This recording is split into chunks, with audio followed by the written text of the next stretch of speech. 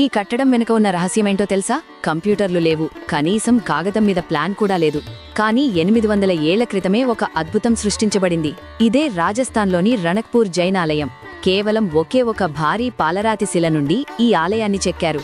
ఈ ఆలయంలో మొత్తం 1444 స్తంభాలున్నాయి.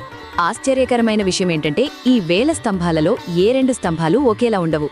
ప్రతి స్తంభాన్ని కేవలం కంటిచూపుతో కొలిచి చేతితోనే అద్భుతంగా చెక్కారు. సిమెంట్ లేదు, స్టీల్ లేదు, కేవలం రాళ్ల మధ్య రాపిడి, సమతుల్యత మరియు గణిత శాస్త్రంతోనే ఈ భారీ ఆలయం నిర్మించారు. 90 టన్నుల బరువును మోసేలా 20కి పైగా డోమ్స్ అద్భుతమైన ఇంజనీరింగ్ టెక్నిక్తో నిర్మించారు. సూర్యరశ్మి కిటికీల గుండా ప్రవేశించి ప్రతి గంటకు ఒక ప్రత్యేక శిల్పాన్ని తాకుతుంది. ఇది రాతిలో చెక్కబడిన ఒక సోలార్ మ్యాప్ లాంటిది. నేటి ఇంజనీర్లు పరీక్షించిన ఈ కట్టడం యొక్క అలైన్మెంట్ మిల్లీమీటర్ల తేడా కూడా లేకుండా ఖచ్చితంగా ఉందని తేలింది. ఈ అద్భుతాన్ని రాజులో లేక చక్రవర్తిలో నిర్మించలేదు.